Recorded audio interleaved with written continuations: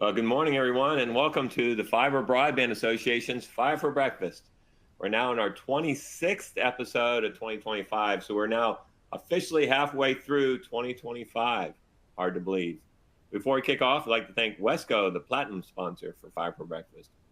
So in Washington last week, the Senate confirmed Olivia Trusty to the FCC, tipping the commission's balance to a 2-1 Republican majority.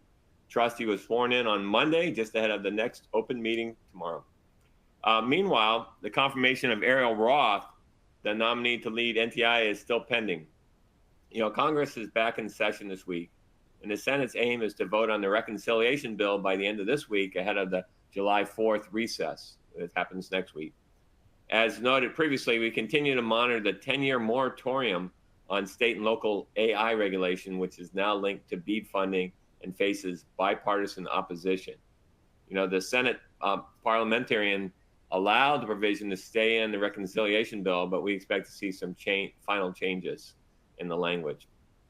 FBA is concerned about the potential impacts it may have on the BEAD program. There's a chance there'll be enough votes to remove the language from the bill before it goes to the floor, or that's removed through the amendment process. The Fiber Broadband Association is ready to get back on the road, after Fiber Connect 2025. So we'll be working our regional events. Next up is Anchorage, Alaska on July 17th. It's going to be epic. Hope you guys are joining us there in Anchorage. And then we'll be in Toronto in August, Spokane in September, Scottsdale in October, Kansas City in November, and then end the year in Palm Springs for a premier member meeting December 8th and 9th. Today on Five for Breakfast, our guest is Chuck Irvin, the Chief Revenue Officer at 123Net, to discuss fiber builds value, turning connectivity into revenue along Michigan's I-75 corridor. But before I introduce today's guest, I'd like to introduce David Norris from our team, who's going to walk us through some housekeeping items. Thank you very much, Gary, and thank you to everyone who's joined us today. We appreciate it. Before I go over a few logistics, we'd like to once again thank our platinum sponsor, Fiber for Breakfast, Wesco. Now, as participants, please keep in mind you are in listen-only mode today. To ask a question, please type it into the question box, which is located within the control panel on the side of your screen in the lower left-hand corner. We will host a Q&A session with our panelists today at the end of today's presentation. This presentation is also being recorded and will be available on FBA's website within 24 to 48 hours. And you can find that recording in the Events tab under the Fiber for Breakfast drop-down option. Finally, at the conclusion of today's presentation, you'll be prompted to complete a brief feedback survey. If you could take a moment to do so, we appreciate the response and your input. And with that, I will hand things back over to Gary to get us started. Gary? Thanks, David, and good morning. I'm Gary Bolton, the President and CEO of the Fiber Broadband Association. Last week on Fiber Breakfast, our guest was Gene Cruzy, the CEO of Surf Internet, who discussed Surf Internet's 200,000 fiber passing, accelerating rural deployment across the Great Lakes. I have to say, I really enjoyed speaking with Gene. I love community broadband providers who are so invested in their communities and are truly elevating the quality of life for generations to come. I also enjoy knowing that Gene's out there doing his 4,000-meter swim every morning in the lake, getting ready for Ironman Maryland. So we're wishing Gene the very best in Cambridge this September. Speaking of amazing community broadband providers, I have my conduit sticking out in the ground in my front yard, and Live Oak Fiber is going to make me potentially their first subscriber on my little island here, and I can't wait. So I'll keep you guys posted on how that goes. But I can tell you that the amount of care and their missling and the way they've been able to install fiber across the island is they've just done an amazing job. So looking forward to that. Hey, if you missed last week's session, you can go to our website and watch the replay. Today on Five for Breakfast, our guest is Chuck Irvin, the Chief Revenue Officer for 123Net, to discuss fiber builds value, turning connectivity into revenue along Michigan's I-75 corridor. Chuck's the Chief Revenue Officer at 123Net and a board member of the Detroit Internet Exchange. He holds a computer engineering degree from the University of Michigan with a strong business background, including founding a successful DSL company and leading the launch of 123Net's fiber department in 2014. Chuck has been instrumental in driving revenue growth. His expertise in sales, marketing, and leadership has been key to establishing 123Net as a leader in enterprise fiber in Michigan, constantly and consistently delivering the company's revenue goals and market expansion. So Chuck, welcome. And for audience, please type in your questions as we go and work those into discussions. With that, I will turn things over to Chuck. Thank you, Gary. It's great to be here talking with you all today. I'm 123net's Chief Revenue Officer, and we're a Michigan-based internet infrastructure provider focused not just on fiber, but also on data centers here in Michigan. I sit on the board of 123net, and I also sit on the board of the Detroit Internet Exchange, which is something we'll talk about a little bit more later. But it's a 501c6 nonprofit internet exchange based right here in Metro Detroit. So here today to talk about how fiber broadband is transforming our communities, especially through public-private partnerships and grants like Michigan's Robin Grant Program. At 123net, we're also a big advocate of something that we have kind of coined, or what we call carrier-neutral networks that really are designed to enable carriers to expand their reach more cost-effectively, which benefits the rural, underserved, and unserved parts of Michigan here. So excited to be digging into all of that here with you today. And maybe I'll start, I'll advance the slide here and start by just giving a brief overview of 123net. So our mission statement is pretty short and simple. It's building network to make Michigan communities and businesses the best connected on the planet. So we kind of break that up into three sections as we talk about it. The first part, of course, is building network. We're physically building network ourselves. We have about 150 team members in-house that are doing design, engineering, permitting, and construction. We're currently building at a pace of around 100 miles a month. And in the last 18 months alone, we've added 20,000 fiber to the home passing. So we've been pretty busy, growing our fiber to the home footprint, but obviously building on the commercial side as well. The second part of that mission statement is Michigan's a Michigan focus, and Michigan is really our chosen market. We've intentionally focused specifically on Michigan to increase our reach and increase our density within the state, and we've kind of been disciplined and resisted the temptation to expand in other states because we think that that's part of our advantages is that Michigan focus. And then maybe the final part of the mission statement is the most bold or maybe interesting part, and it's that we're trying to make Michigan the best connected on the planet. We know that's a big, bold goal, but we're working to accomplish that in a variety of ways, like operating this carrier-neutral network, operating the Detroit Internet Exchange, and these rural broadband builds, which we'll talk about as well. So, we really wake up every day and strive to further this goal in everything that we do. And at 123net, we talk about having 4 pillars. I know there's a lot of numbers on the screen here, but really, if you look at what we do, we're a fiber provider, a data center provider. We also have a fixed wireless offering and voice. So fiber, I always mention that first. It's kind of our core product. So we're really happy to be on this particular podcast here this morning. Accounts for about 60% of our revenue between commercial and residential fiber. We've built one of the largest privately owned fiber networks in Michigan. Thousands of route miles delivering high capacity connectivity to enterprises, to carriers, municipalities, and in the last 4 years, really started delivering that to Michigan residents as well. So the data center business is kind of the second biggest piece of the pie there. We own and operate 4 carrier-neutral data centers across the state. These are purpose-built to support enterprise workloads, AI workloads, and most importantly, interconnection. Our flagship data center is DC1, and it's Michigan's premier carrier hotel. It's also the best connected building in the state in terms of how many fiber providers and connectivity providers are bringing their services in and offering them to our data center clients. So fixed wireless and voice, maybe get a little bit less airtime, but they're still important products for us. And by the way, I enjoyed listening to Gene with Surf last week on the podcast. It was neat to hear how they started as a dial-up company in the late 90s. 123net has really similar roots there. And then how they got into residential fixed wireless.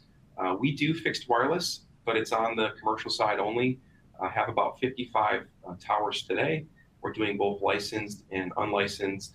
And it's a key part of our strategy that can help us reach customers quickly. In particular, if we have a fiber build, that's taking a little bit more time than we would like, we can get a wireless point-to-point out there and get customer service in as little as a few days, which is a great tool for us. Voice, we provide a full suite of enterprise voice services. Voice doesn't always receive the same attention as fiber, but it remains an important component of most businesses today. I have a desktop, a phone on my desk here, and I'm guessing many of our listeners do as well. So really that voice has not gone away in terms of importance. Maybe I want to talk a little bit briefly about grants and kind of how we work with different, public-private partnerships that we have. And as I mentioned before, we've made this intentional decision to focus all of our energy and investments back into the state of Michigan. And we believe that deep regional expertise, the local relationships that we build with Michigan municipalities and counties in the state, and the long-term commitment to kind of delivering great outcomes for our state's businesses, residents, and communities is a really beneficial strategy, both for 123Net and the state at large. So as a part of that mission, we've been deeply engaged with public funding programs that can help us further those objectives. One of the biggest programs that we've been fortunate enough to participate in is the NTIA Middle Mile Grant Program. I think Gene actually mentioned this on last week's podcast as well, but I'll go into a little bit more detail here. In 2023, a company in Michigan's Upper Peninsula called Peninsula Fiber Networks and 123Net partnered on an application for an $87.5 million middle mile fiber infrastructure project to build over 500 miles of open access middle mile fiber network in Michigan. PFN was the kind of the lead on that project, and the application in 123Net is kind of a subrecipient. And so we're working together, to get this project done.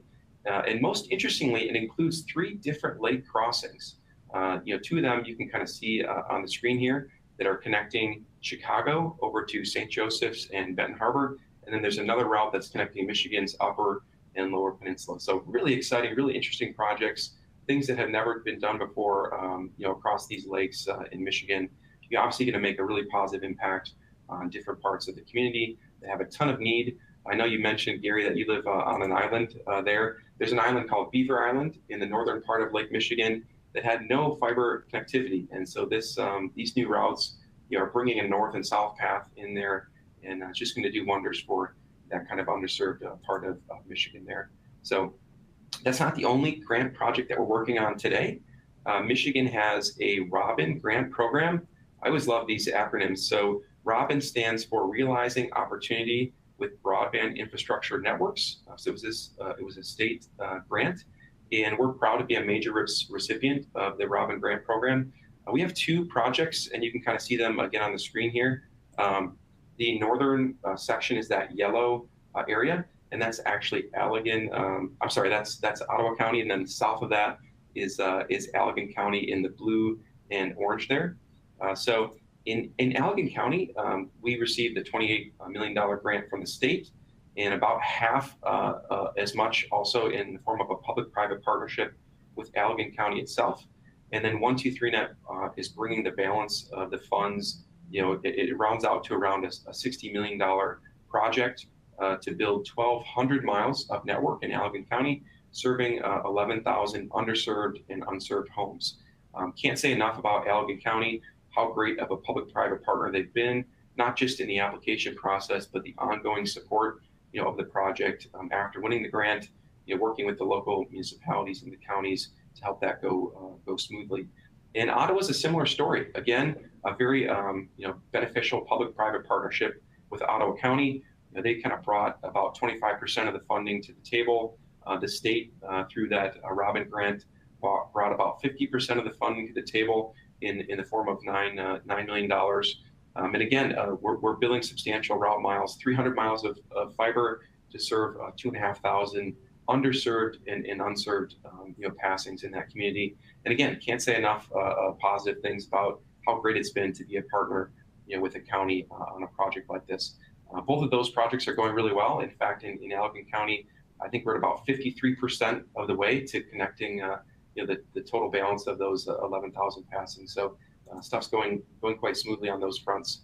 I would be remiss if I didn't mention, the BEAD program. I know that's been on everyone's mind. Like many of you, we're closely tracking the changes, and we're preparing for and excited to compete in this new round. We did submit a handful of applications in Michigan's initial round, and we're hoping to submit more in this upcoming round. We're probably going to pare those down a little bit, be a little bit more focused and strategic, given some of those changes. But still, we're looking forward to seeing how MyHigh works with the new rules and gets the program off the ground here. So the public-private partnerships that I mentioned really allow us to expand our network faster and further into the parts of the state that need it the most. But we also have some services that we offer in competitive areas. One of those is our bulk fiber internet offering. And so if you haven't answered that poll question that popped up earlier, please go ahead and answer that. We actually call this product Internet as an Amenity. And this is actually something I have a slide for later on here, so I'll just fast forward to this slide. Just a couple of fun facts on how much fiber connectivity can benefit an apartment building or an MDU. It can increase rental value by 8%, increase NOI by 11%, and property values by 2.8%. And really excited to look at the results of that poll question. See how many folks out there, if they're in the MDU business, have fiber today. If you don't, certainly something that you could consider exploring to kind of increase the value of your property there. So I'm going to shift in kind of out of that residential world, but just to summarize, we have about 28,000 passings today.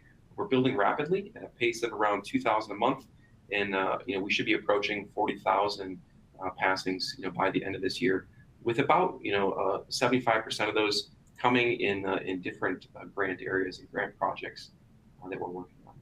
So obviously 123net's kind of initial fiber development was highly focused on businesses. You can kind of see some of that on the map in blue here. That's our kind of our business fiber network. So on the commercial side, we're expanding into new markets with our enterprise fiber offerings. One of my previous slides showed like 3.8 thousand fiber lit buildings. It's a little bit of a dated slide. We actually have over 5,000 buildings lit with fiber today, and we're lighting several hundred more every year. One of the most exciting recent expansions is this build from Bay City to Southfield. We partnered with 4 different carriers to build this carrier neutral long haul network right through that I-75 corridor. And we've actually already sold about half of the 288 strand capacity. So unlike some fiber providers, we really try and get this infrastructure in the hands of folks that can use it to improve connectivity in our state. The old network was kind of struggled with reliability and access issues, and it didn't really go into the communities. It kind of just took the shortest path between major cities. We've been throughout east and west to tie into underserved but opportunity-rich parts of Michigan, cities like Grand Blanc, Fenton, Mount Morris, and Birch Run, and it's really designed for interconnection. We built several what we call carrier-neutral network shelters. So we obviously will IRU dark fiber or lease dark fiber into those shelters. The shelters kind of act as places where carriers can buy and sell services from each other and do regeneration and aggregation. So it's really designed to enable other carriers to leverage that infrastructure, to again increase competition and improve connectivity in our communities. So I want to also talk briefly about the Detroit Internet Exchange, and we're really proud of this. It was founded in 2014. As I mentioned, it's a nonprofit organization. It's the largest fee-free internet exchange in the world, as far as we know. Most internet exchanges charge for connectivity. Ours is completely fee-free, which is a little bit of a unique business model there. And it's the ninth largest internet exchange of any type in North America. What it does is it allows internet service providers, residential fiber providers, content distribution networks, enterprises, public institutions, education institutions, to all exchange traffic locally. This can help reduce cost, reduce latency, improve performance, and really keep Michigan's internet traffic local in Michigan. We also recently, just a year ago, founded the Grand Rapids Internet Exchange as well, and that's newer, so it's just kind of getting off the ground. But all the content providers are here: Facebook, Apple, Google, Netflix, Microsoft. Just last week, Disney joined, and it's peaking at about 2.2 terabits per second. So if we have listeners in Michigan tuned in, there's a good chance, if you're using Verizon, T-Mobile, or your local ISP, a good chance that traffic may be traversing through the Detroit Internet Exchange as this podcast makes it to you. So to kind of summarize, maybe 3 key takeaways here. The first is 123net is a Michigan network. We're investing deeply and heavily and exclusively here in our home state. We're doing it across both fiber and our data centers. We believe in public-private partnerships. That's probably the second takeaway. From the NTIA Middle Mile project with PFN, to Michigan's Robin Grant program and our BEAD aspirations, we're showing that when public and private sectors get together and align, we can build faster, we can build further into our communities, we can build smarter and in a more equitable manner. So maybe that's kind of the second point and interesting thing to take away. And then the third is, we operate this carrier-neutral network, which again we think is kind of unique, taking the carrier-neutral data center model and exploding it onto this, this long-haul network. It's intentionally designed to enable competition, and that's kind of how we think about extending our mission. We look at building network to make Michigan communities and businesses the best connected on the planet. There's no way that we can do that alone, but if we can build infrastructure like this in the form of long-haul network that we're pricing competitively to get in the hands of competitors, with this easy-to-access splice points and carrier-neutral network shelters that enable the regen and the aggregation of that connectivity, we believe that's an extension of our mission, and that if we enable those providers to be more successful, they're going to help us accomplish the mission by improving connectivity in our state. So that about wraps up the overview of 123net and the Detroit Internet Exchange. Chuck, super interesting. So you guys have a really unique business model. You got data centers, you have internet exchanges, you are doing long haul, middle mile, residential fiber, you have fixed wireless, you have VoIP customers, you do public-private partnerships, you lease dark fiber. So help our audience know how people can work with you and kind of how they should look at you guys from a business model perspective. Definitely, there's a lot that we do, and we also take somewhat of a unique approach by being vertically integrated and doing a lot of those things, our own, with our own crews and design teams and permitting teams. We have kind of a chosen market that we focus on, and being from Michigan, we have our handy Michigan map. Yeah, so we talk about being below the knuckles. It's kind of our chosen market where we focus. It's where we have existing network today, where we have our assets and our team members, and where we can really compete. So if you have connectivity needs of any kind, if you're looking for a data center, to put equipment in, if you're a connectivity focused business and you want to interconnect with different carriers, if you're a municipality looking to build out, a municipal fiber network, or if you're a community that's in need of broadband, we want to hear from you. We're interested in all things, fiber connectivity, all things data center. And so folks can interact with us in a variety of ways. If you're one of the few companies that have an ASN, and you can see General Motors is actually on this list of Detroit Internet Exchange members. You don't have to be a massive company like General Motors, but you might have an ASN, and you can freely, through 123net's infrastructure, plug your ASN into this Internet Exchange and realize all these benefits. MySen is the Michigan statewide educational network. It's kind of a conglomerate of all the regional educational networks. They plug in, to the Detroit Internet Exchange. So really anyone and everyone that needs and is looking for better connectivity, there's likely something that we're doing here at 123net that can help, and we'd love to talk to you. I don't think I've ever met anybody from Michigan who hasn't had to show me where they are from by holding up their mitten. But so you said you're operating below the knuckles. Dennis was asking, why not extend into the thumb? Yeah, there are some phenomenal providers up in the thumb today, and we enjoy supporting them with some of our carrier neutral network assets, and we just haven't a lot of our growth and expansion on the kind of metro network side has been based off of demand, and it's not been a ton of speculative builds. It's sort of been a lot more success-based builds, and a lot of them started interestingly from our central offices or our wireless towers or our data centers, and it just so happened that most of those were kind of sprinkled in and around Metro Detroit and Metro Grand Rapids, and then our network kind of spidered outside of that, and so they just haven't quite grown as far north into the thumb or I guess above the the knuckles there. So it's just kind of a product of that ecosystem that our fiber network started growing within, and maybe some of the limits that it reached at the outer extremes of that. Well, you got a great shout out that that we're super excited that you're building to Beaver Island, and are you going to be doing local distribution there? We actually are not today planning on doing local distribution there. I believe there is a party that has submitted for BEAD funding for Beaver Island. 123net looked at it and explored it, and I've actually had the pleasure of visiting Beaver Island. Just an amazing place. If you're in and around Michigan and you want to see a really unique community, and it's just a really cool island with a lot of history, take a trip. Take a trip out there. You can take a boat, you can take a plane. It's worth a trip. But I think some other local folks that have a little bit more of a local kind of knowledge and advantage are really well positioned to earn and hopefully win some BEAD funding to expand on Beaver Island. But it was a little bit too much of a reach for us to explore that.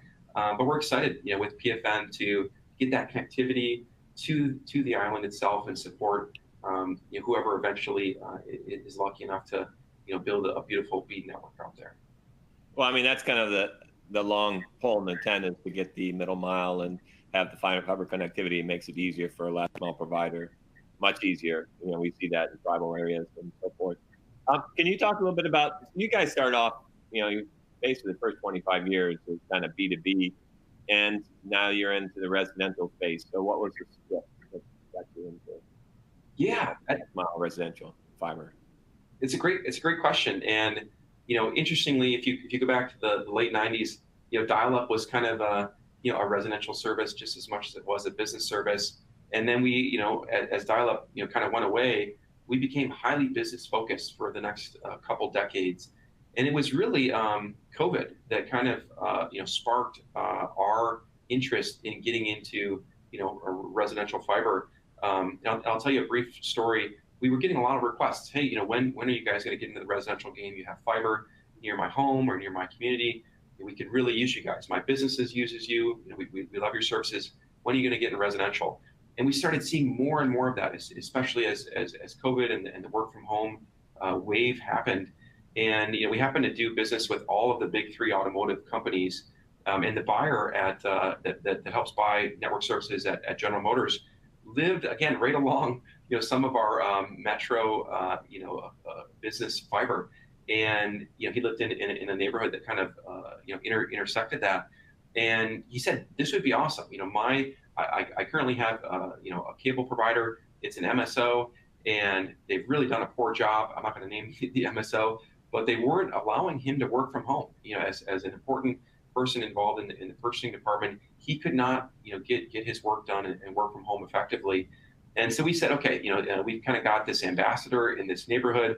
It was only 50 homes or so for our pilot neighborhood, but he went around and talked to his neighbors and kind of got a critical mass of folks to sign up.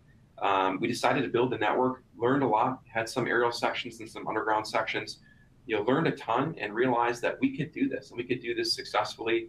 Had a really high take rate initially, kind of right off the bat, and really positive reaction, from those residents. So that sparked, about a half a dozen more pilot projects, and the rest is history. We've really enjoyed our entrance into the market, and we've been really fortunate, frankly, to find great public and private partners like Allegan and Ottawa County, and the Michigan High-Speed Internet Office. That's really thrown some accelerant, on that business segment for us, and we're enjoying the shift to becoming both a commercial and residential provider. So, while Eric's doing a fantastic job at this, Michigan State Broadband Office, you guys said you might participate a little bit in BEAD, but how would other potential applicants partner with you guys to be able to leverage your long haul and middle mile network, your carrier neutral hotels and so forth, to be able to really optimize their BEAD proposals? Yeah, that's a phenomenal question. And maybe starting at the edge, if we have network near where they're exploring BEAD opportunities, reach out to us. We would love to. Again, part of our mission, as I mentioned earlier, we're not necessarily planning on building to all 250,000 BEAD addresses. We just physically can't.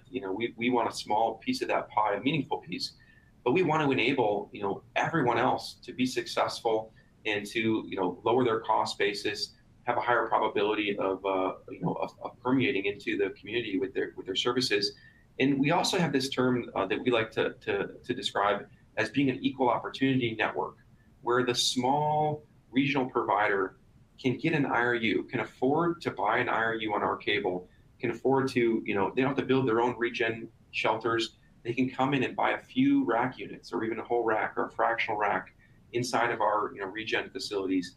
They can get a rack in our data center. They can plug into the free Detroit Internet Exchange and experience world-class connectivity that they can bring into maybe their 5 or 10,000 passings that they have in rural Michigan. And so we've got all this infrastructure that we built in the Detroit Internet Exchange and the carrier neutral data centers and the fiber that we want to get economically in the hands of all providers and the shelters along the way. We just kind of have this perfect highway and ecosystem to enable carriers. And a vast majority of our commercial business today is supporting carriers. It's kind of in our DNA, in our roots. And so we make a phenomenal platform for folks that want to get around the state and get into those communities and put those BEAD dollars to work. Well, Chuck, it seems like you love your job almost as much as I love my job. I really appreciate the things that you're doing for Michigan.